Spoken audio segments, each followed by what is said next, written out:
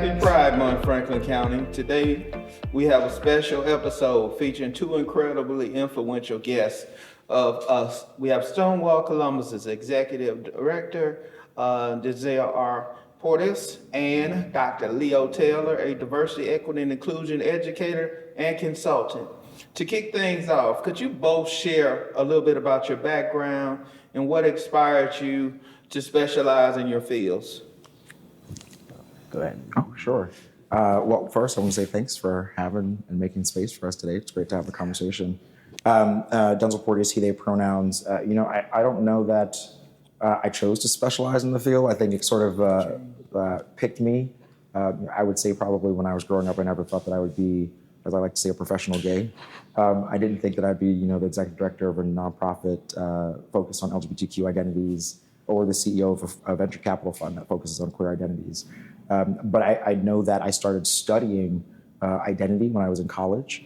I think trying to understand the evolution of myself and where I was going as a Black person, but also as a member of the queer community.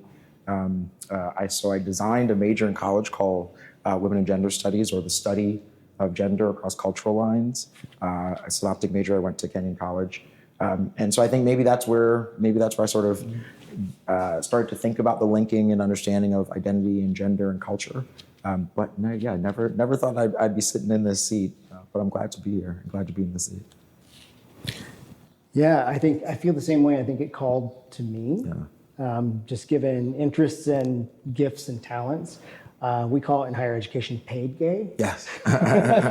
So, meaning, we're frequently sought out for our expertise because we're lived reality experts. I'm a queer trans man. I also have a couple of invisible disabilities. I'm a first generation college student. Some people call me Dr. Leo, others Dr. Taylor. You can call me whatever. It's all up to personal preference, but I use he, him pronouns for now, but I think that could change in the future. I don't know. I transitioned 25 years ago, almost a trampa. And back then things were very, very different. I actually started out in psychology. I'm from Indiana. I went to Ball State for my bachelor's and my master's. Go Cardinals. My husband went there too. You went there? No, my husband went there. Oh, okay, cool. That's awesome. Muncie, Indiana Muncie, connection. Yeah. And I was a psychology major. I was interested in, ironically, how we communicate gender. I was a psychology major too. Yeah. So I think there's some of that was a deeply personal journey of figuring my own stuff out. Yeah. Then I switched to biology and ultimately got my PhD at Cornell in entomology. So I'm actually an entomologist. Okay. But what I'm interested in is the way males and females interact. So I've worked in mating systems and mating ecology, and it's all about interpersonal relationships. I think it's a good example of how we all have many passions, and we don't necessarily have one path that takes us any one way, but I think it all led me to where I am now as an evolutionary biologist, really understanding how we come to be who we are through association and the associations that we make throughout our lifetimes. And how impactful the socialization process is on people in forming their beliefs. But I switched from entomology because I had the opportunity to do DEI full time, and I do workshops, other training programs, and consulting. Didn't come out of just nowhere. I've been doing this work for free for about 30 years. And only recently did it become something that I could do to actually pay the bills. And I feel like this is actually where my calling is, in communicating and educating, and also being out, because transvisibility saves lives. It definitely does. Back when I started my transition, there were books in Barnes and Noble, and that was it. And I was too terrified to buy them. So I would go visit, I would do like visiting hours to the books at Barnes and Noble and go flip through these pages and see these pictures of men who were born like me. And that visibility is so crucial. So again, I think it was a calling for me too. But, being able to be comfortable with oneself and being in a community where that's embraced is extremely important. And the whole theme of this year's activities, Live Out Loud. I just think that there's no better way you can sum up in 3 words. Being in a community where people can be their authentic self and be embraced and be proud and be loud. It is one of the things, no matter who you are, when you have the ability to say out loud and proud who you are, it is just something that gives you the strength through good times and bad. As the executive director of the Stonewall organization, you must, every Pride Parade and Pride Festival and this whole month of activities is great, but this past Saturday, you had to really feel good looking at the size of the crowd and looking at how diverse the crowd was. And I can't think of any major organization that wasn't present and showing up and showing out, so to speak, as I like to say.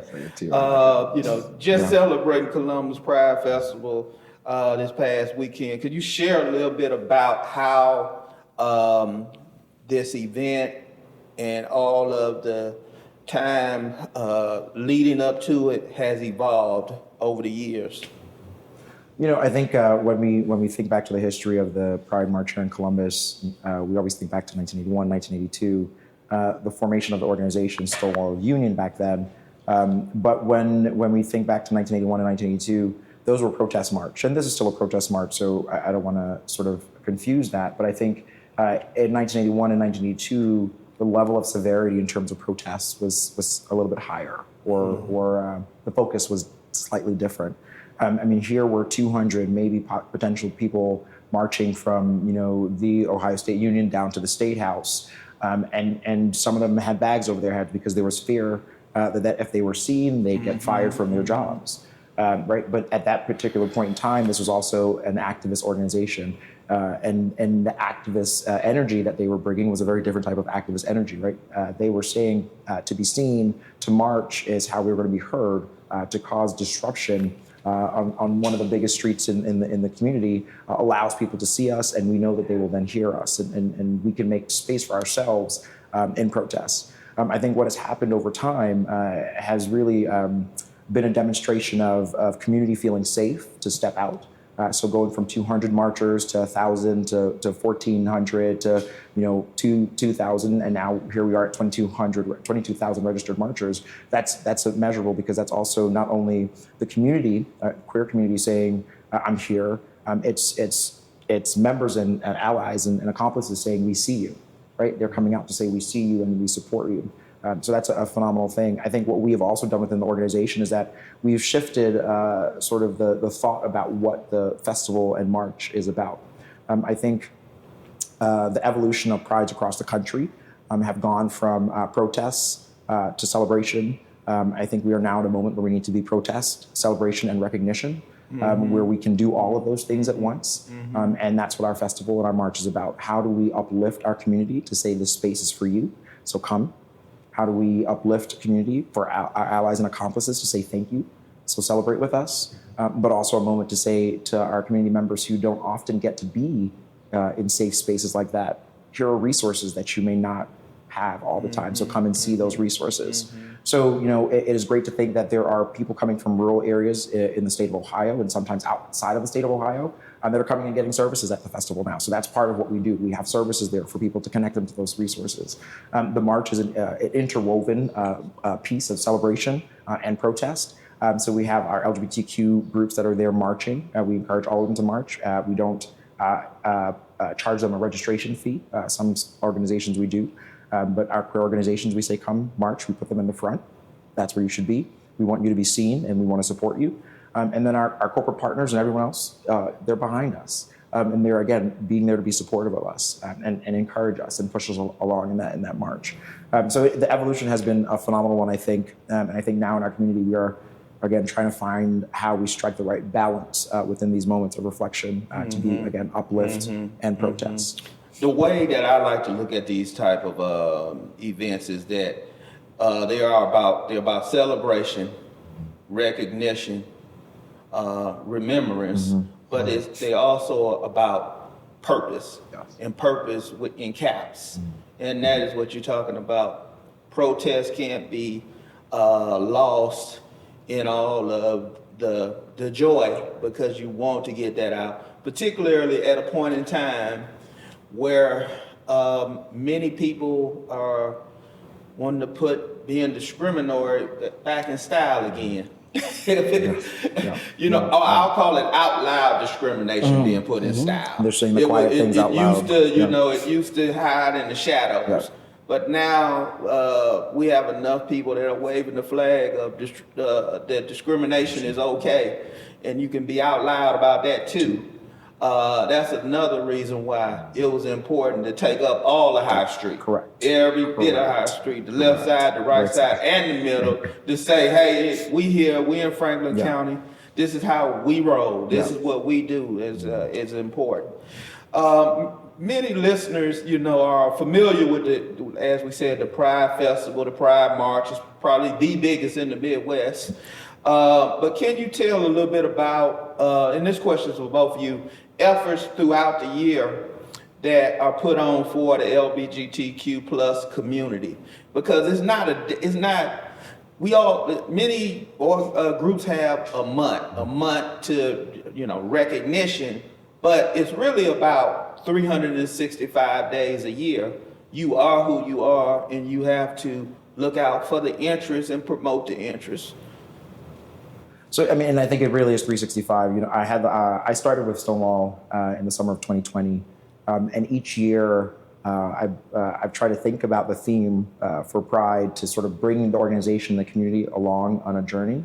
As I think about one of the first ones that we launched was Pride 365, to help people understand that Pride is 365 days a year. It's not just singularly one weekend. It's not singularly a week, a month. It's all the time. And that was the first message. The next message that actually we had as a theme was purpose, passion, and power. Right. So to lead into the notion of purpose, there is purpose and passion and power in getting together, coming together as community. This year is the live out loud notion, right? To help people understand and remember that part of this is that, right? And this is happening 365 days a year. I think here in Columbus, Stonewall does a lot of work to create space for queer identities outside of just June, whether that be presentations or training sessions or just literally meetups here in our building. We do a lot of that work. We also will leave the building and travel and work with our community partners to do presentations at corporate organizations and headquarters. And those are the things that we do. But we are not singular in this particular region. We are lucky to be a part of an ecosystem that has a lot of other LGBTQ organizations like Kaleidoscope Youth Center, like Black Out and Proud, like Black Trans Men of Ohio. There are all these other organizations that are out there doing phenomenal work across not only Columbus and Franklin County, but the state. So, as much as we would like to say that we can do it all, we can't do it all. But I do call ourselves the queer city hall or the LGBTQ city hall. We're the 411. People call us first, right. And then we connect them to the resources that might be out there in the community. So, it is 365. People are calling outside of the month of June to get resources to be connected to life-saving and affirming organizations, as well as our allies are also calling us all the time to figure out how they can become better allies and move along that journey to accomplish. So we are doing a lot of things throughout the year. I want to live out loud 365 days a year. It's not just a monthly thing for me. I'm gay and queer and trans and all that all year long. And in fact, I went to a store and was looking for some extra Pride gear, and they said, "Oh, you're getting ready for Pride?" I said, "Honey, I'm always getting ready."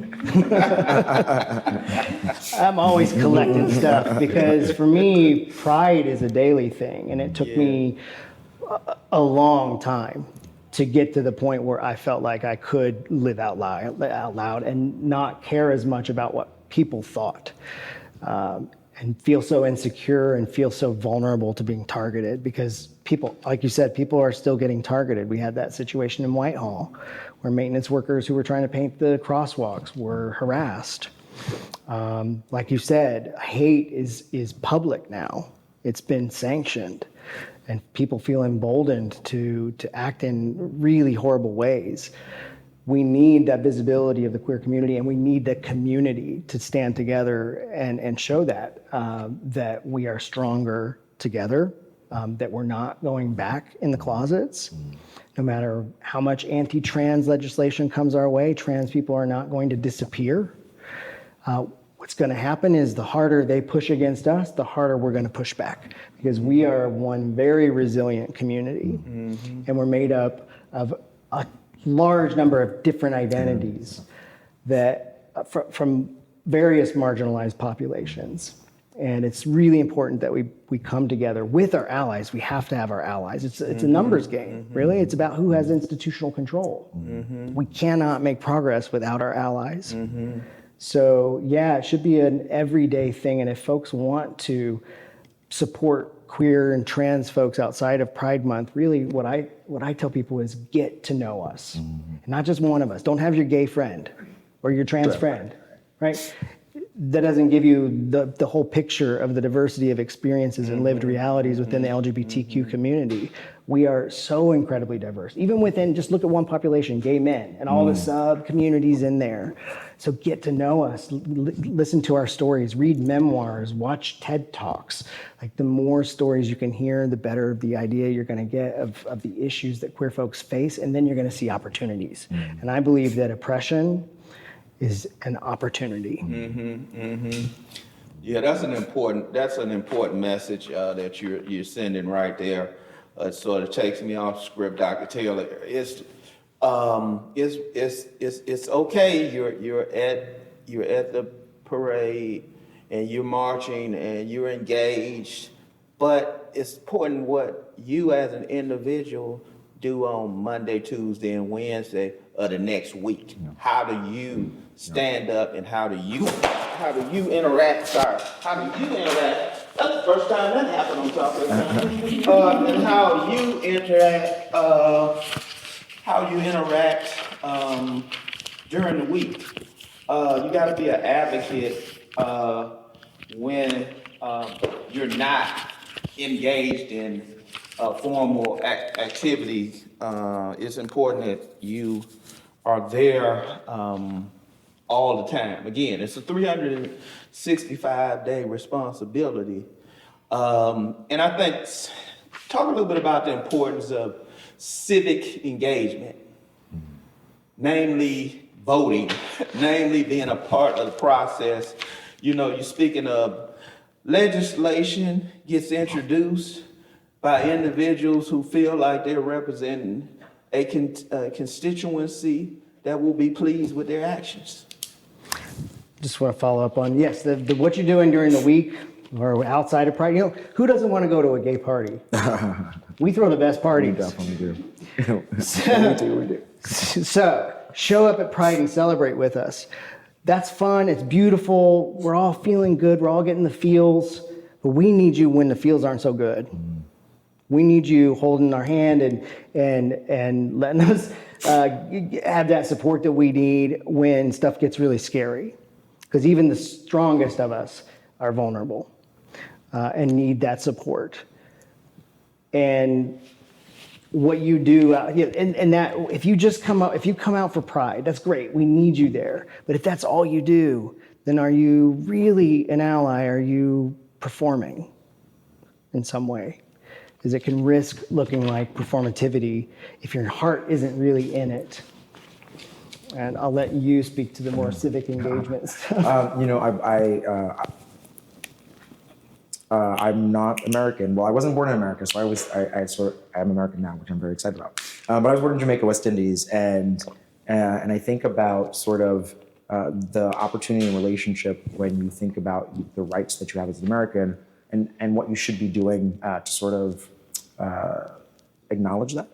And I think the greatest thing to do to acknowledge those rights is vote, to be a part of that process. And if you want to go a little bit further than that, then you serve and you run for office and you step into the space to be seen, to have a voice, and to have a seat at the table. I think until we have a seat at the table, you do have to vote. And hopefully after you have a seat at the table, you continue to vote and you continue to encourage everyone else to vote. Because I think it, as we understand within this representative democracy, the only way that we can have our voices heard, as they say, is to vote, is to kick them out of their jobs. And that's something I always try to help people remember, that it is a job when you're an elected official. You are in a job, and we can vote you out. We should vote you out if you're not paying attention to the community that is asking or saying things for you. So I think the civic duty is, one, figuring out or helping people understand that their vote actually does matter. As much as people say it doesn't matter, it does matter.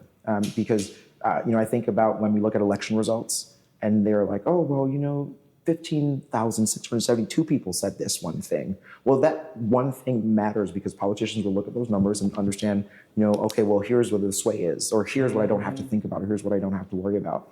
It's incremental change. It does take time.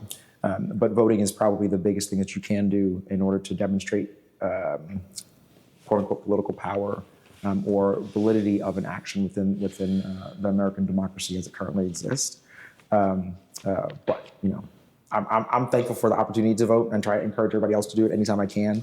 And again, I think there's power in the voting because it says something with the numbers.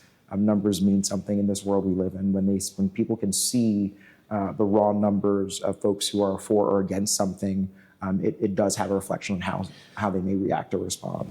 Yes. Politicians. Yes, we must not become discouraged. We must continue to hold a belief that we live in a representative democracy. Mm-hmm. And what you outlined was the benefits of living in a representative democracy. You vote, you hold those accountable to look out for the interests of everyone. Franklin County's motto is every resident, every day. And our administration seeks to not only say that, but show tangible examples every day of us doing just that. If I could interject one thing about intersectionality here, because it's not just LGBTQ issues that folks need to be aware of. There was a petition that I encountered at Pride this year, increasing minimum wage. That's an LGBTQ issue because LGBTQ individuals, youth in particular, are subject to high rates of homelessness. Trans people are subjected to high rates of discrimination across the board. 41% of trans people attempt suicide at some point in their lives. That's compared to less than 1% of the general population. I'm one of those people in that statistic. So minimum wage is an issue that affects LGBTQ people disproportionately than other folks. So it's not just those issues that are labeled, okay, this is going to affect LGBTQ people. We've got to look at all the identities and intersecting factors. Yeah. How do you all ensure that the advocacy work that you do is inclusive of all the identities within the LGBTQ spectrum? We were having an earlier conversation on the side, and I think I wrote something about this earlier this year. I believe that those of us who exist in identities that are more oppressed often walk around with an understanding of what it means to be left out of something or excluded from a thing. And so it makes it that much harder for us not to think about the people who are not at the table with us. As a queer Black person as a queer international Black person, as a queer international Black person who's a dad, like all these layers of identity that exist where I exist, it is hard for me not to think about the other people who aren't at the table. And to ensure that those who are working alongside me are also thinking about those who are not at the table. Representative, even within our organization, I'm very intentional to say that I want to see a variety of identities sitting at the table with us as leading and doing the work, because I can't speak for everyone. I can think about everyone. I do, ad nauseum, right? I'm an introvert. I'm an empath, and I think about people and I feel all their energy. Everyone sitting in this room, I'm thinking about all of y'all. I'm thinking about the things that you have to do outside of this moment. But I also know that I can't speak for all of you. And so it's important to find representation or have representative voices who can lean into those places. So I think in our work, in the way that I do the work, I say we practice inclusion first, and then diversity will come. So everything that we do, again, we practice inclusion first, and then diversity will come. Because I always talk about that story. Remember what it was like to be a little kid on a playground and someone didn't include you on something. It was the worst feeling ever. It was the worst feeling ever. So as we are adults now, we should find every opportunity to practice inclusion so that other people can feel welcome. That's why it's important in every workplace too. I mean, you need people with different, I don't like using ableist language, but I haven't come up with a good replacement, blind spots. So I will never know what it's like to be black or brown. So what I need are the voices of those folks present. You're gonna say, have you thought of it this way? Because I might have that blind spot. We've got to have diverse perspectives across the board of all identities to be able to tackle those tough questions. And then that's not even getting to the business case of diversity, which I don't even like going to the money part, but it's there, you know, it is there. But for me, it's an ethics thing. And it's an inclusion thing because I do know what that felt like. And there are still too many people in our own community that are excluded. We still have much work to do within the LGBTQ community. Just because you're gay doesn't mean you get pronouns. Doesn't mean you're not going to have a problem with it and have an argument at times, and I have plenty of those. And sometimes it's surprising to me how much resistance there can be from within the community, but it's just, people didn't choose how they were socialized. But once you have the knowledge, then it's up to you to make whatever choice you're going to do. And that's going to reveal to me something about who you are. That's going to reveal to me your character. If I say, just by using a young person's chosen name, you'll reduce their likelihood of attempting suicide by 56%. If that doesn't affect you and make you go, all I have to do is use a different word as suicide prevention, that's going to tell me something about you. But your resistance to pronouns, that just tells me you've been conditioned to believe that something is right and the other way is wrong. And my question always is, who made that rule and why? What is proper grammar? Who decided? Right, so we have a lot of work to do outside the LGBTQ community, but also within. Yes, because there is America is a culture of assimilation.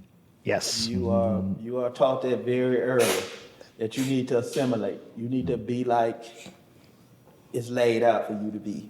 Yep. You need to wear certain clothes.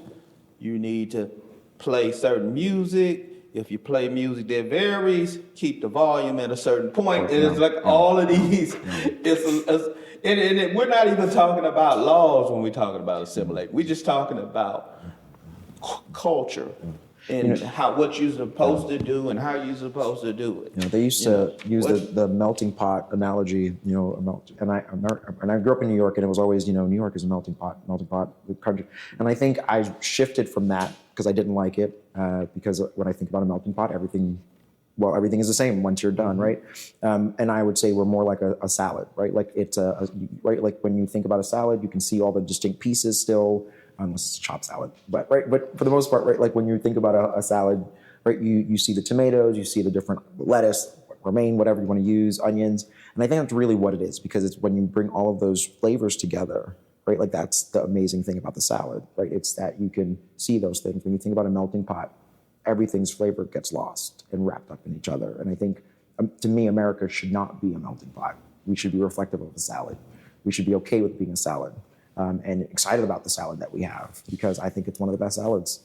So. And we need to remember that there were greens here already. 100%. If it's a melting pot, we erase indigenous populations. And put in the most simplest terms, what is long lasting that's only one flavor? How many flavors are the only one that lasts? If you want resiliency and you want to be long term, you got to have more flavors. That's how many flavors. Right? Yeah. That's the truth. You can't get away with doing the same thing the same way all the time and be able to stand the test of time. Densil, can you share any upcoming events or initiatives within the LGBTQ community that you are excited about, that you could tell listeners about to get involved in? I think Pride Month is not over yet. So that's the first thing. We have lots of time to still uplift, recognize, and celebrate what's happening here in Franklin County and around the country, probably would say around the world, for that. So I think that's a phenomenal thing. Often the next sort of big moment that the queer community and LGBT community is looking at is LGBTQ History Month in October. So I know here in our organization at Stonewall, we're moving on to October and planning events then. And October is a really important month as we think about LGBTQ history and taking space to uplift the variety of identities and dedicating time to talking about history. I often say American history is queer history. We are a part of it. We have been everywhere. Some of us who have had the opportunity to be out and loud with those identities, and others who haven't been able to speak up and live in their truth. But we've always been there. And so LGBT History Month is a really important one. And during that month, we also have National Coming Out Day on October 11th, which is a really important time for us to make space so that people can feel safe coming out. And then for other adults or even young folks to come out in that moment so that other people can see that and again, have that safety. October is also another sort of important moment for us. One of the first marches on Washington for LGBTQ rights happened in October. And so that's a moment we definitely make space for and celebrate during that month. Thank you. Dr. Taylor's question is for you. We at Franklin County, as I stated, are rooted in every resident every day, believing in diversity, equity, and inclusion. It's really our grand aspiration is that it is ingrained in the DNA of the organization, so that it'll stand the test of time. You won't be able to wash it away. It's got to be more than just words in a preamble employee handbook. It has to be part of the culture, or just ingrained into the genetics of the county. Can you talk a little bit about why promoting diversity, equity, and inclusion and belonging in the workplace is so important, and how can we continue building a safer, more equitable organization? Yeah, I like to start that by saying what DEI is and what it isn't. It is acknowledging that we all bring something different to the table and that we want all of those things included. So it's like being invited to a dance party, like the movie 16 Candles. I'm a child of the 80s. So 16 Candles, the nerds were hanging out at the side. They were invited, so they were included, but they were not having equal access to the party.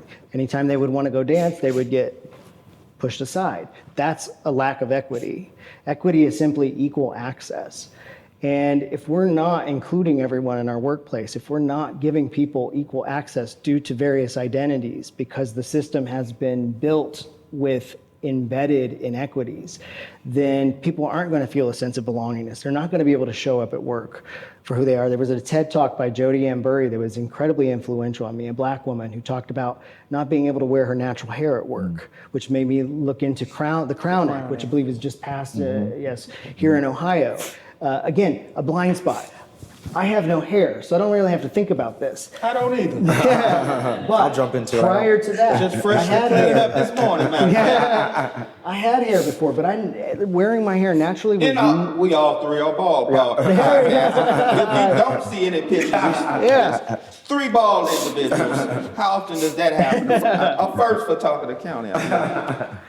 Well, I learned, it was eye-opening for me, because hearing her talk about her experience, about how she was saying, don't show up as your full authentic self because it's not safe for some of us. And I had never thought about that. What if I didn't have the privilege of wearing my hair naturally? How does that affect someone showing up to work when they're, like you said, assimilation to what? To white dominant cultural norms. How does that make a person feel? When the dress code is very binary. If you are assigned female, you have to dress like this. If you're assigned male, you have to dress like that.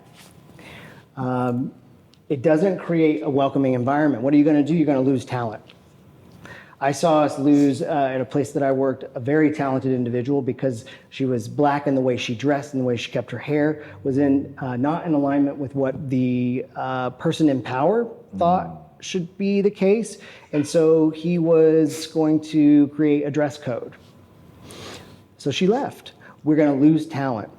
And that's going to affect the organization, but also it's going to affect those individuals. And those individuals have faced enough already. And it's not that difficult to look at policies and see where there are opportunities for growth. But for me, it's about heart-centered work. I believe organizations are not people. I don't believe businesses are people. I believe they're made up of people, and people come with their own prejudices and biases. They come with their own experience. I call them experience filters. I see the world through the lens of my experiences or lack thereof. And what we need is dialogue. DEI is not about indoctrination, it's about dialogue. It's about understanding each other and coming to the table with sincere curiosity. I want to know what your experience was like because mine has been different. Let's see how that compares and where there are opportunities for me to advocate for you and for you to advocate for me. And once we start centering on those individuals, I feel like that expands and that spills over into the organization. And it results in, like you're talking about, institutionalization of DEI, not performative acts of we're going to be a sponsor once a year for the Pride event. No, what are you doing at an institutional level to make sure that DEI is being centered? And centering DEI is centering people. It's centering the people who are differentially affected by systems of oppression. And why wouldn't we want to do that for the people who are working for us? Why wouldn't we want to invest in that environment so that they succeed? Because if they succeed, we succeed. Yeah, you can be intentional about recruiting diverse individuals across the spectrum, but it's the quality of the interaction and the sense of being a true part of the team is what's going to have the organization be successful in the long run. Yes, and that's getting back to what Densil said. Focus on inclusion first, diversity will follow. You do it the other way around and not focus on inclusion, you can get diversity, but you're not going to keep it. Yeah, the quality of how you're treated and truly being a part of the conversation and the activities is what matters. Because as you use the analogy of not getting picked on the playground to, just being in the classroom and be allowed to have a Valentine's Day party and all of the popular kids got 50 cards in their box and the not so popular kid got 5 cards in their box, they're gonna feel some type of way. They're true. I mean, you gotta truly feel like you are a part of something, no matter where it is, no matter what it is. And like you say, as an employer, that is important. Dr. Taylor, your work spans across many sectors, but I'd like you to discuss the importance of elevating LGBTQ in educational institutions, especially given the attacks on DEI in education right now. It's crossing into sports. You hear, trans athletes is the topic on Sports Center more than anyone would have ever imagined.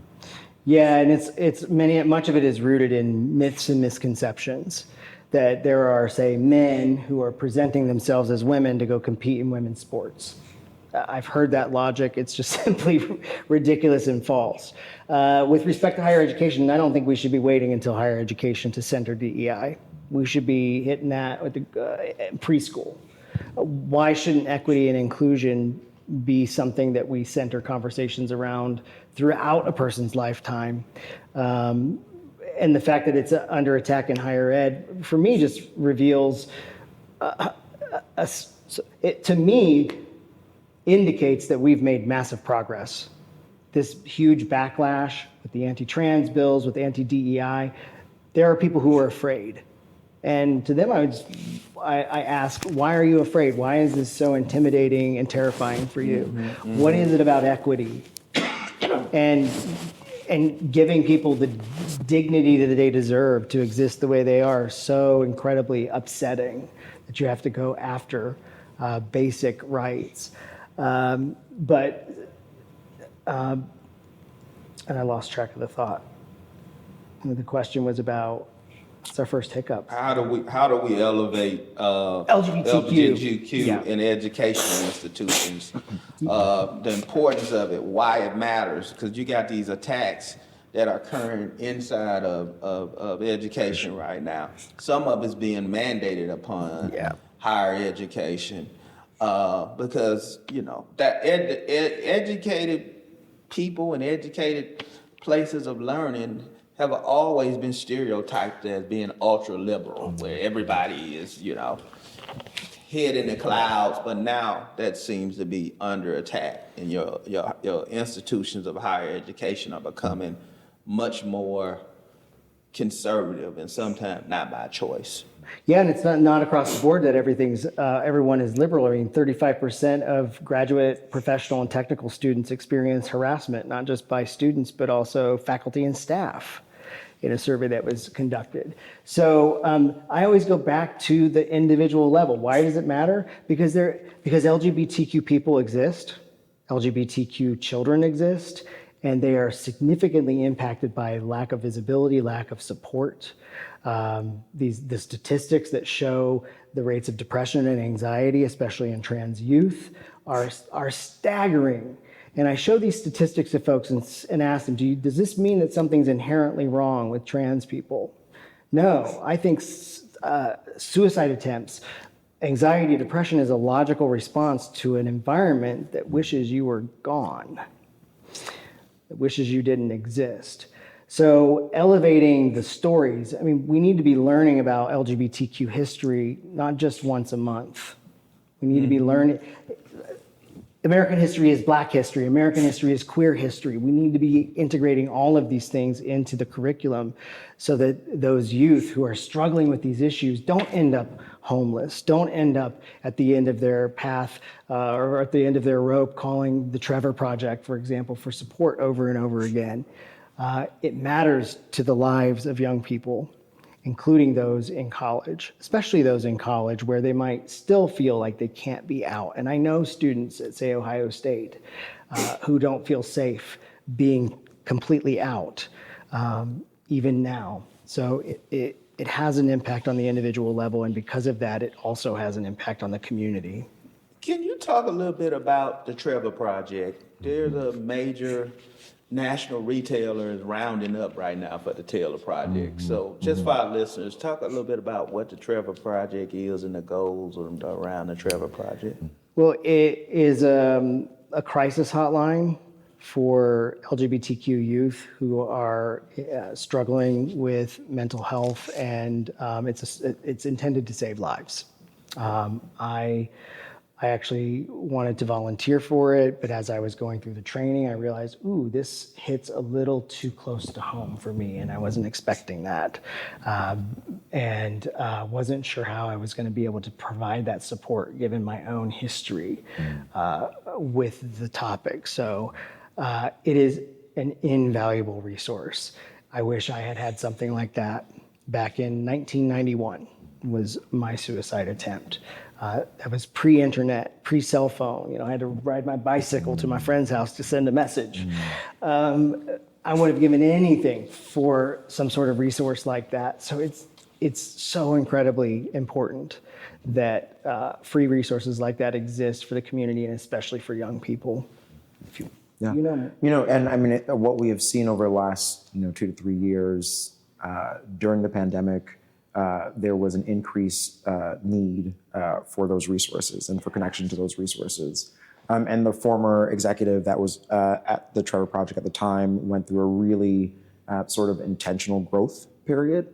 They created a lot of relationships with corporate partners and increased their fundraising to ensure that they could increase the capacity of the organization to respond to the needs of young people across the country. And that continues, which has been a phenomenal thing to see sort of the level of attention that the Trevor Project has received now, appropriately so that they can continue to save lives. I think what I hope continues to happen is that the resources that they need, they will continue to receive so they can continue to grow. The sad thing is that you have to think about the fact that there is a need to continue to grow because young people are still facing the message that they don't belong and they shouldn't be here.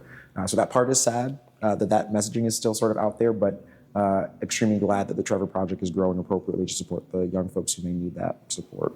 It's tough for the many individuals each day that express to their parents who they are and are almost immediately evicted by their parents. Mm-hmm. It happened to me. I was homeless for a summer, and it affected my education. It meant that I had to go half-time and support myself full-time. to pay the bills, and it had lasting consequences on my trajectory. One thing I want to add to the Trevor Project, though, is that is an allyship opportunity. We need people who can step up and take those shifts to be that person who's going to be on that chat room to take those calls, and literally anybody can do that. And the curriculum that they put you through is it's very specific. You're not making things up as you go. It's manageable, but it just wasn't manageable for me for my own personal reasons. But yes, those are the sorts of things. Those 365, right? Outside of Pride, there are plenty of opportunities for folks to engage at various levels to be allies for the LGBTQ community. I'm so glad you mentioned the Trevor Project, because it gave us a chance to put that information out there for those that listen and can research it and find out how to get involved and how to contribute. So thank you for mentioning that. You shared a powerful experience at a commissioner meeting last fall. Can you share how a society can better support the transgender community?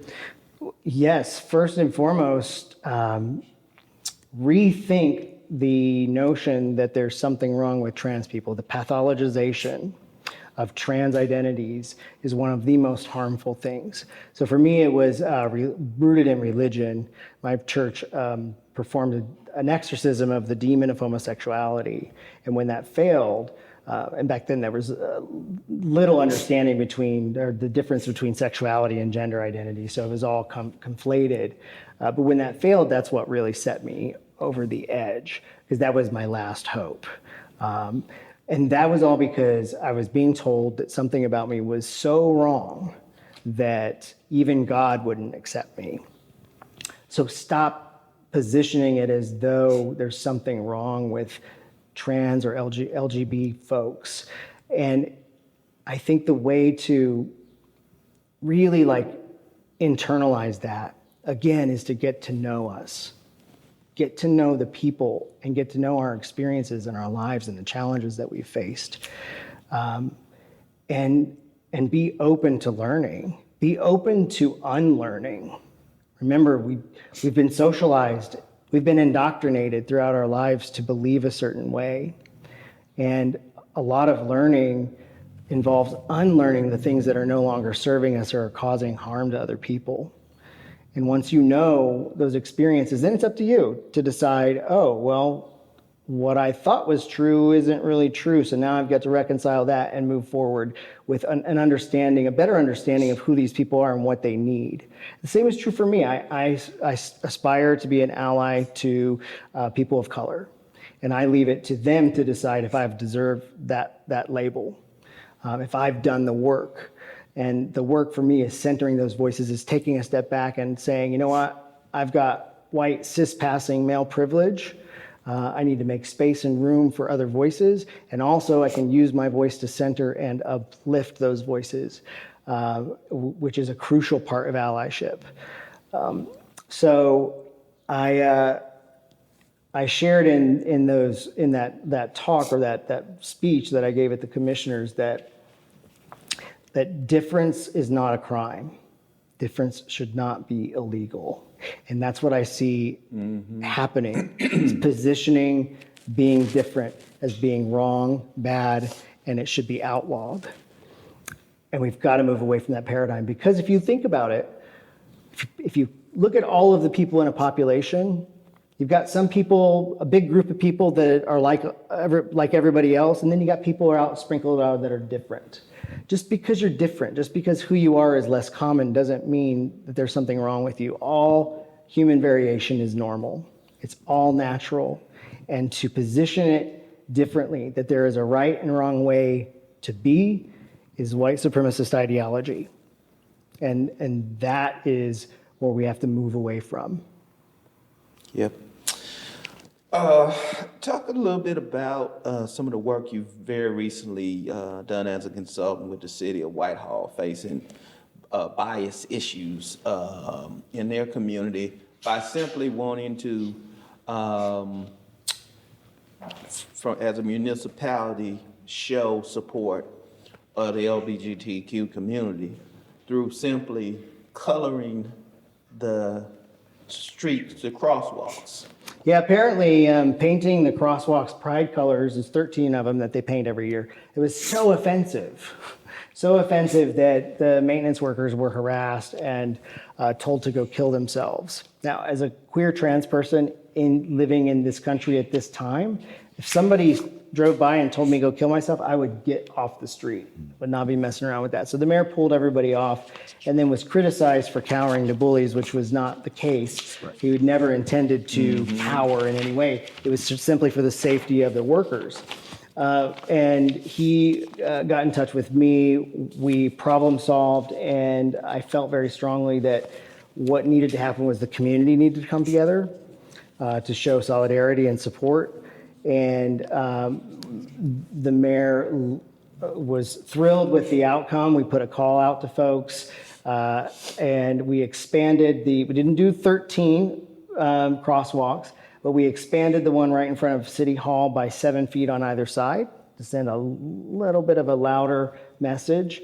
And it just so happens, this was totally secondary. I happen to be an artist as well, and I had the perfect piece. I suggested they get a queer artist to display some artwork, and then I showed them my piece. Now it's on loan there, but it's a mosaic that's made up of tens of thousands of pieces. And I felt like it was a perfect representation of this situation, that together, when we come together, our message is louder, clearer, and makes a bigger impact than any one individual piece. So folks came together, they painted that street, they did a little ceremony with the reveal on the mosaic, and the haters did not win. They've gotten some criticism, of course, online, but largely, as far as I know, the mural's still there. They got more permanency out the deal. And it's going to be there. That's right. It's going to be there until Mother Nature says it's done. So it worked out, and the community showed up. I know that the message made it to Cleveland and back down, and people showed up, and not a single employee had to paint that street. It was all the community. That's what it's all about. We've talked about the need to support each other 365 days a year. That leads me into asking, what does allyship to the LGBT community look like? And then secondarily, why are allies so important? These questions for both of you. And I think we touched base on a little bit during the conversation. A couple of years ago, maybe it was last year, maybe 2 years ago, I wrote an article that talked about moving from ally to accomplice. And so sort of contextualizing it, I think allies are important. We have many of them out there. Allies are the folks who can hopefully sometimes make the soil a little bit softer for us to do the work that we need to do. But allies, when I think about it, are sort of like the people who show up at Pride potentially, and that's their allyship, is I'm showing up and being supportive. We need them because then we have extra visibility. We can't sort of do it ourselves, right?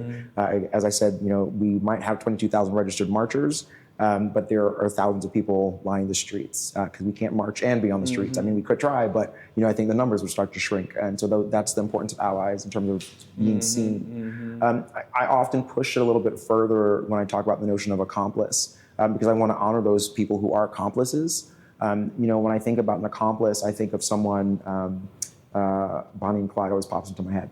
Right, but you think about accomplice, and accomplice is someone who's standing beside you. Accomplice is someone who's getting bloody with you. Accomplice is someone who says, "I will use my voice when you are not there." So I think we on that journey of allyship, which again we are thankful for all of our allies. There are also these people who are accomplices, who are in the thick of the work that we're doing, and they're even more critical for us, right? And these are also folks who may put their bodies in front of ours to say, here is me. Harm me first before you harm my queer siblings. I think that's also a very important thing, and we have lots of allies out there. When we think about people who are in our march, right? When we think about, a lot, not everyone who's standing at the very front of the march carrying that sign for us is a queer identity. And in my particular viewpoint, I think when our accomplices can put themselves ahead of us to leverage their identities in support of us, I think that's the most beautiful thing. When we think about parents, those who support their young children, Many parents are accomplices. And we want all appearances to be accomplices. And that's part of the work that we're doing in terms of showing up and educating and helping people understand that there is a human behind each alphabet letter, or whatever you want to call it, right? There are individuals there. So, I think to me, allies, accomplices, we need them all. It is a journey from one to the other. And it's also about personal safety. I think just like within our queer community, we want our folks to be safe, to be openly out when they can be. I think it's the same thing for our allies and accomplices. Maybe not all allies feel fully safe putting their bodies in front of ours, but they can still leverage their voices and their message and do volunteer work and other things like that to make sure that our community understands that they're here to be supportive and be a part of the fight that we're in. I appreciate the distinction that you just made between allyship and accomplice. Another word that I use is co-conspirator. But I think that's really important so that folks know that you don't have to be, LGBTQ rights doesn't have to become your passion for you to be an ally. Because we all have our passion points, right? The things that we really love. Some people get into biking, which I don't understand because I've never been a biker or a runner. Like we all, fishing, so whatever. But you don't have to be on a crusader for queer folks to be an ally. And there's varying degrees of things that you can do. And I love that you added that to the conversation. It's really simple in certain instances. It's as simple as old saying, live and let live. Just don't try to be obstructionary or destructive towards others. Just allow your fellow person to do them and be able to be supportive, be able to be civil, and not be divisive or try to turn others against folks because, like we said, because of differences. It's just some instances where there is so many active participants in stirring division. And even amongst groups, you even have that. You have certain elements of that. What message would you like to convey to those who are not supportive of LGBTQ rights? And what are some of the misconceptions and stereotypes you encounter? I pretty much resort to the same set of questions in numerous situations. And if folks aren't comfortable with LGBTQ rights, then my question is why? What is it that makes you uncomfortable? What is the source of your discomfort, your disapproval? And to sit with that. I can't tell them why that they're uncomfortable, but I also then follow up with, what if it was you? Or if you can't relate to that, what if it was your child or a sibling or a parent who is being denied basic rights, who's being denied the dignity to exist, or being made to feel like they don't deserve to exist? Would you care then? And I know for some people that still wouldn't matter. My father disowned me when I came out as trans for religious reasons, and he's never going to change. And I think in that case, I have to pick my battles, right? I have to be realistic with folks. And so I only invest my time into people who are going to engage a beginner's mind and come to the table ready to have dialogue. And I'm not going to judge or shame anybody. We can have an open conversation. And also, we don't have to agree to understand each other. We don't have to agree to empathize with each other. And that's where it all comes down to me, empathy. If we can cultivate empathy, then we're cultivating the ability for other people to relate to the emotional experiences that others have, even if they cannot relate to the lived reality. And if we can connect on an emotional level like that, I believe that's where revolutions occur. I'm going to follow up with a very simple thing. I believe everybody wants to be happy. Like, everyone wants to be happy. And so I think it's our personal responsibilities to figure out how we can help everyone be happy. You shouldn't stop anyone else's joy, especially if it's not hurting anyone. I think, of course, we want to make sure that we are safe physically and emotionally all the time. But happiness is ultimately, I think, the end all be all for each one of us, right? We want to figure out how we can just simply be happy. And so when you have folks who find intentional ways to steal and destroy your happiness, that is not something I understand. I just simply don't get it. I don't believe I've ever been taught to go intentionally out of my way to steal someone else's joy. And that seems disheartening at the least, I guess, right? It's disheartening at least and demoralizing at worst to be able to say that you are intentionally trying to steal someone else's joy and happiness.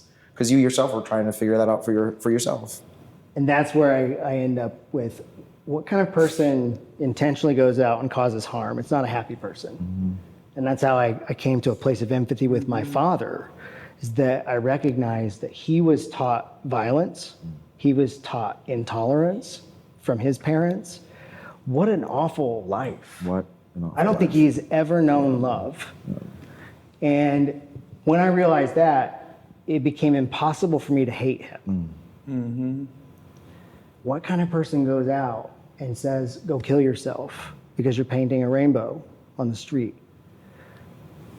I don't think that person's very happy. And so that to me has been a really pivotal point, or really important part of my work, is really empathizing with folks who just don't get it. And I'm going to add yet. They don't get it yet because I'm always going to enter the conversation with hope. With hope that empathy is possible. And that's how I get through the negative times, right? Yeah. Well, I mean, that's probably why we're still here, right? We have hope that it's going to change. You're not going to be a leader in this movement if you have no hope.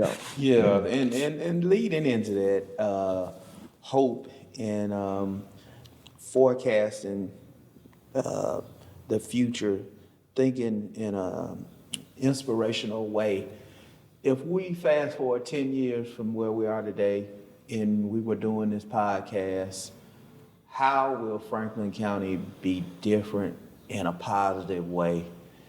And then the second part of the question is, how could Franklin County be worse off as it relates to acceptance and equality for the LGBTQ community? I will start off by saying it would be worse off if we move backwards in relation to legislation and policies that support inclusion within the community. So as long as we don't do anything silly like that, I think we will be heading in the right direction. I think, in 10 years, as sad as I think it is to say this, I don't think the conversation will change too much. And when I say that, I mean, I think we will still be having conversations about inclusion, about folks that are not sitting at the table.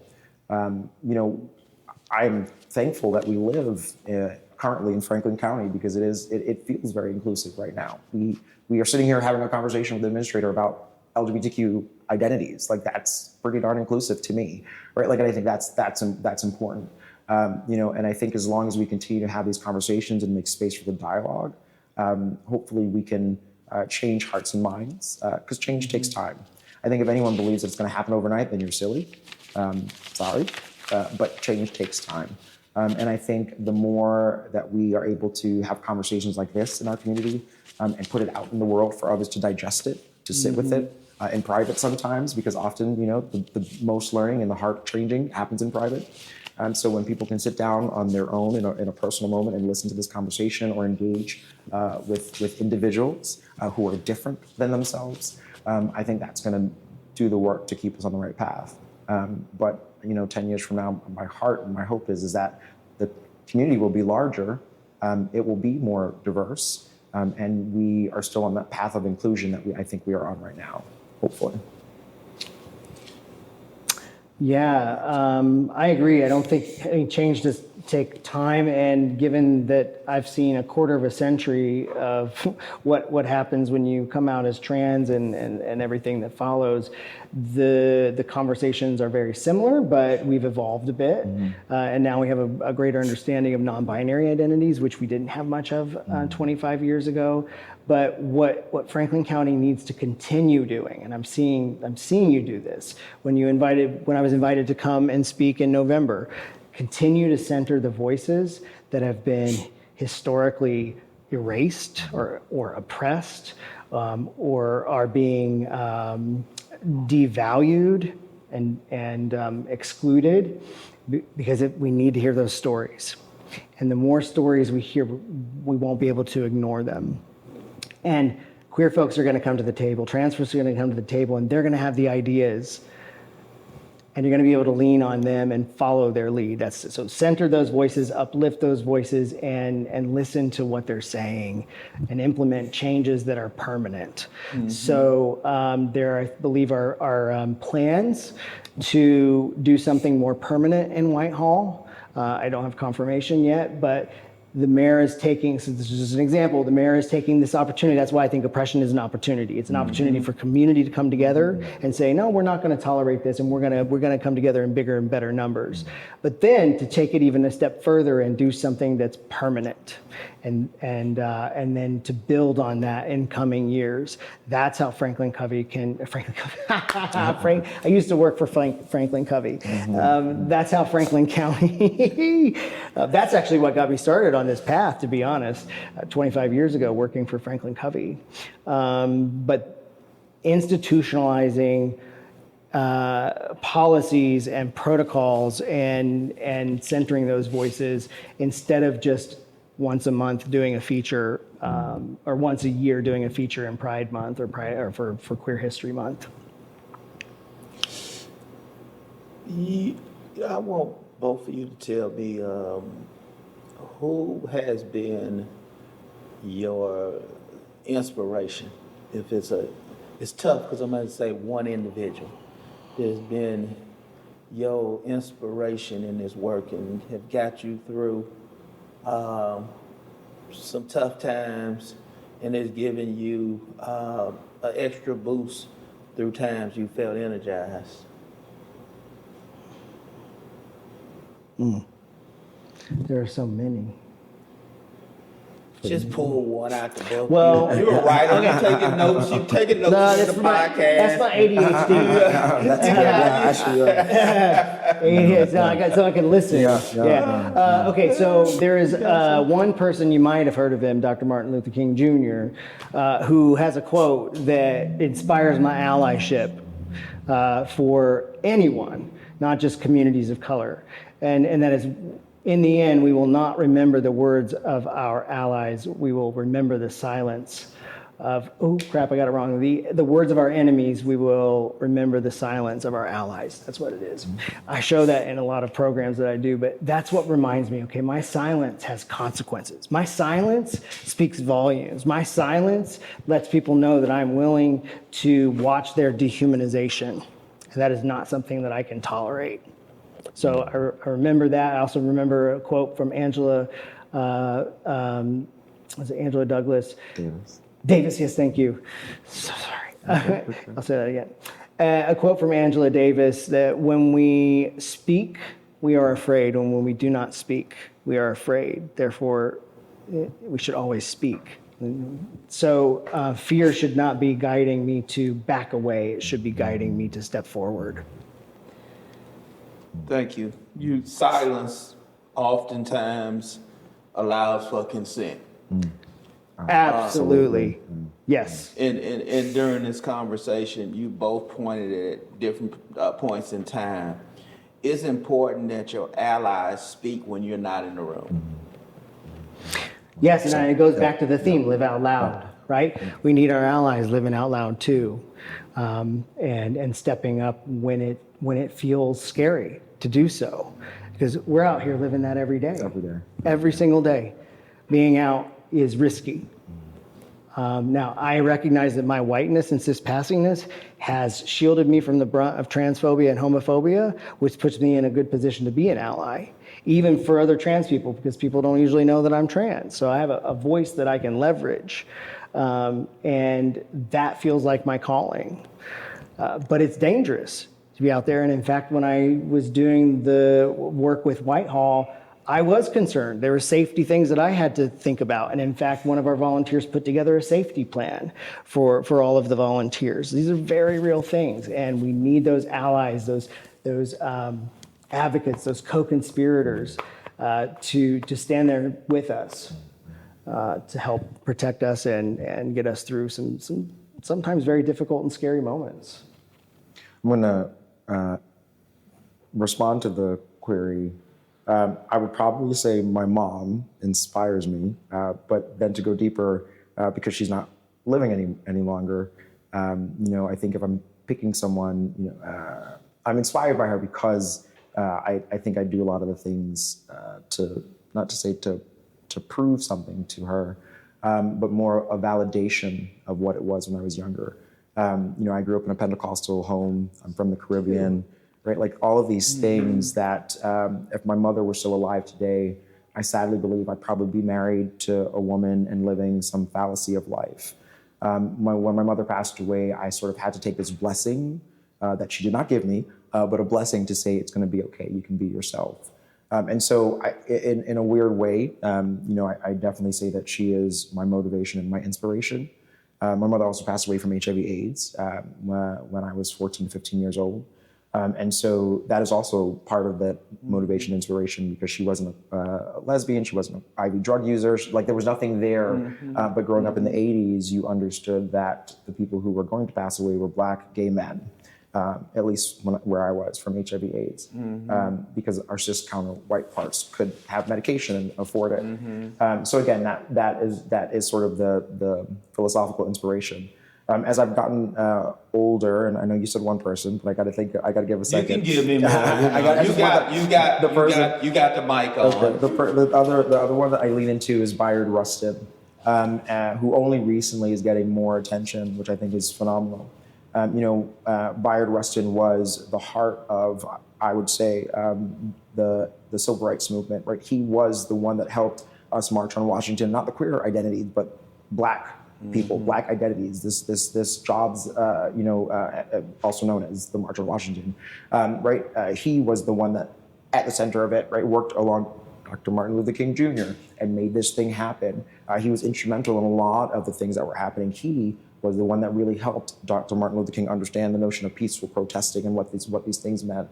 And so when I think about the inspiration, for him, I often say that my words may matter more when I'm gone. And that's sad to think about that.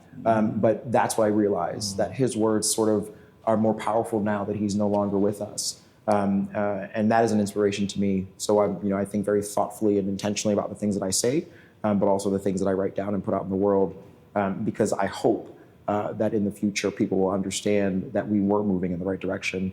And that there are people here who've been really thoughtful and intentional about what it means to be inclusive. So those would be the two. I think I got the quote in my head now, right? In the end, we will remember not the words of our enemies, but the silence of our friends. That's one of his. Martin Luther King left us with many powerful quotes and quips for days. Many powerful quotes. Many powerful quotes. As county administrator of the largest county in the state, I spend a lot of time looking outside the 88 counties that are in Ohio, looking nationally for best practices and how to stay ahead and how to make this community better. In the area of LGBTQ rights and environments where people can thrive in every endeavor, are there some communities out there that stand above Columbus and Franklin County that you could share for us to look at and how we can improve as a county in creating an environment that is inclusive and built for individuals to thrive that are members of the LGBT community? That's a great question, and I think an important one. However, what I would say is, let's not compare ourselves to other places. Look and see what they're doing, and then take what's good for us. Much like humans, right? Everyone needs something a little bit different. I think our community here in Franklin County may need something a little bit different. So I can say, yeah, you can look and see what they're doing in the county of San Francisco, right? They're doing lots of different things, but that may not work for us exactly, right? But we can look at it and see what pieces make sense. Benchmark and and then, make it and then, fit. 'Cause and then, if and then you've go to seen one county, you've seen one county. We like correct, to say right? But then you county come back to level, our yeah. community and say, what do you all need? Is this close? Is this enough? Where do we push ourselves? So, San Francisco County, sure, great place to look at and see the things that they're pushing when they've established a transgender district in their community. Again, space matters, visibility matters. But is that what we need here, right? Like, is that the only thing that we need here? So I think, again, looking at what other counties are doing is great, but really ask the community here, first and foremost, what is it that you need and how can we support you? And then figure out where to go. Yeah, very different populations in different counties. So a one size fits all approach will not work for DEI, no matter what it is, really. And for being San Francisco is first of all, it's very expensive. So think about who can actually afford to live there, right?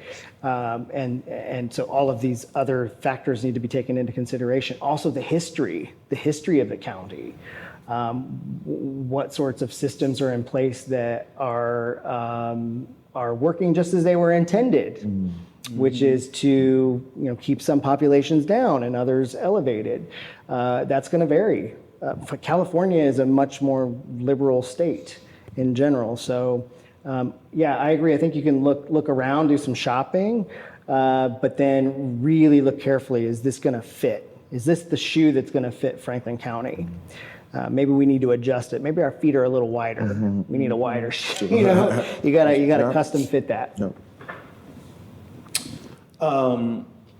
Economic inclusion is the greatest fuel to promote equity, in my opinion. Again, my opinion. In my opinion, I repeat, listeners, economic inclusion is the greatest fuel to equity. When I look at movements and I look at the advancement of people, economic equity has been where it's at. Where are we as a community here in Franklin County when we look at the economic condition for individuals that are members of the LGBT plus community? Business ownership, home ownership, all of these socioeconomic categories that feed into economic mobility and economic inclusion. It's interesting because I think when you look at it here in the county, you will see a stratification of who has and who hasn't, right? I think, and that's within the LGBTQ group or whatever groups. I think within our county here, that stratification is very wide. Where you will see cis queer folks who are able to say, I've got the resources or the ability to do a lot of things. And then on the other spectrum, you will find Black trans folks who are saying, I have nothing. I can't. And we have to think about the systems that are in place that are keeping these things from happening, right? When a Black trans person maybe goes to apply for a job, and we know that maybe they did not go through the process of completely getting, documents updated with name changes and all these things. There are challenges in terms of that system to say, well, why can't you just hire this individual, right, and use the preferred name, but some people will say, well, we don't, our systems can't manage this, or we've got to call you Roger. Well, no, you actually have to call someone by their dead name. You can actually use the name they so choose to be called, right? It's easy, like it's a lot. So I think within the systems here, we're seeing a lot of that stratification. One of the things that we started doing here at Stonewall, because I also agree that economic empowerment is essential to uplift within the community. We started looking at how can we create pathways to personal empowerment for community. So in particular, our trans community, those who are coming back from incarceration within our community. These are identities that are often underemployed and have a challenge. So how do we help them understand that they have value in our system? We started a program, we haven't fully set it up yet. We talked about here where we're opening a cafe, and those who will be in employment will be trans folks and those who are returning from incarceration. Hospitality, sort of at the baseline to me, is a great way to get anyone to the next place, right? If we understand how to interact and communicate with people, whether that be making a cup of coffee or selling them a donut, right? I think that's a skill set that's transferable to many different things, right? To understand how to work with a variety of people. So I think that's something that we are attuned to here at Stonewall in particular. And then how do we sort of bring that message out into the community as well? When we're talking to our corporate partners, it's a conversation that we have. What are you doing within your organization to look for employees and associates not within the traditional spaces? Are you putting yourself and your organization in front of queer and trans identities in places that you don't often go? Are you posting jobs on Stonewall's jobs board? Are you looking at Equality Ohio and connecting with them in the work that they're doing to get in front of some of their job fairs? So I think it is those things that I think are essential and things that we're talking about, but it's not something that I think our community has always talked about very directly because of who has been sitting at the table, right? Because for most of the time, the people who have been sitting at the leadership table have been affluent queer folks who have the capacity to do the things that they need to do. And they are not often always the ones who are, again, right now anyway, the most in need. Because again, economic empowerment allows you to sort of rise above certain things and not understand some of the challenges within the community. That was a really long answer to sort of talk about all the aspects of it, but these are all the things that our community members are reaching out to us here and talking about and asking for, jobs boards, and where are people looking to come and tell us that we can work with them. Or empower, again, our trans community members in wonderful ways. So. Long answers are welcome, by the way, on talking about. So there's nothing wrong with long answers, because one of the original goals from the start was to get information out to the people about all the things that are Franklin County. So you can give a real long answer now. Dr. Taylor, come on, give me a long answer. Well, just to add something there, you're talking about intersectionality again, right? We got to have that granular analysis, because the different populations within the community are affected differently. There's one population that I always try to uplift, and that's the people who are in recovery in our community, and the history of, the fact that historically people had to gather in bars to hide themselves. And what does that set our community up for? A history of addiction, a history of using substances to self-medicate, to stop feeling a sense of self-loathing, because our society has told us that we're loathable, not lovable. And so many queer spaces are centered around alcohol.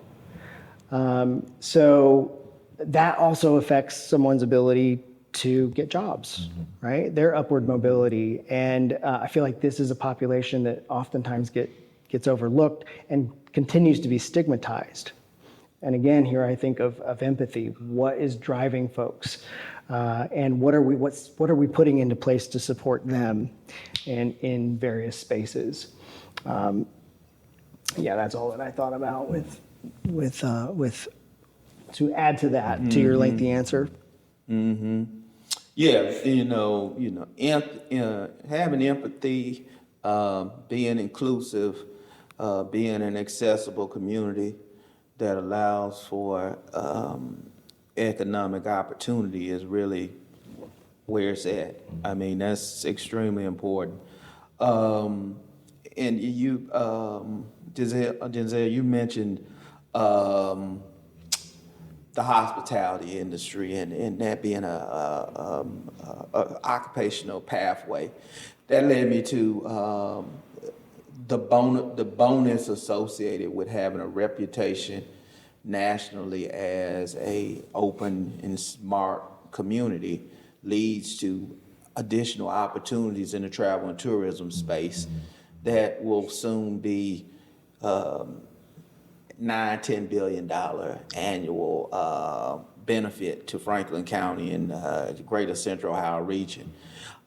In having Events like the Pride Parade and the March fills hotel rooms, fills restaurants, it fills our bars and entertainment establishments. And there are a number of events. I know the Greater Columbus Sports Commission that I just recently did talk to the county with. They've never shied away from events like the softball World Series, and been aggressive in promoting the entire community, and not being afraid to say that on a national scale. We got a leg up on many communities because we haven't had to deal with things like bathroom bills that have put other communities at a disadvantage for people not wanting to be there. So inclusion matters, and there's economic benefits for the larger Central Ohio economy by being inclusive. And if you got to get people to be inclusive and treat people right, some people that takes that as a motivation for them too to do the right thing. You know, and I think well, I think about it from the perspective of tourism, but I also think, and what I see, at least for our Pride events, people will come and stay, right? And I don't mean like stay for a weekend. I mean stay. Like they come, they say Columbus, the region was great. I had a great time. Went up to Dublin, did this thing, like whatever, and they're like, I'm staying. I'm gonna go and look about moving here. And I think that's something that we also need to think about, right? Like tourism also breeds residents, feeds right? population. They start to say, I want to be a part of this community because it was so great.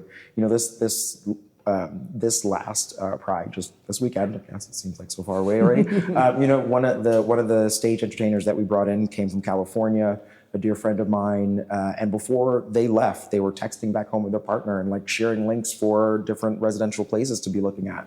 So I think that's the thing that we think about when we create an inclusive place. People want to come and visit, but then they want to stay, and that's a great thing too. It's a great thing. It's been really great talking to you, Mr. Porteous, and you, Dr. Taylor, about Pride Month and about the importance of living out loud 365 days a year, and in promoting inclusiveness.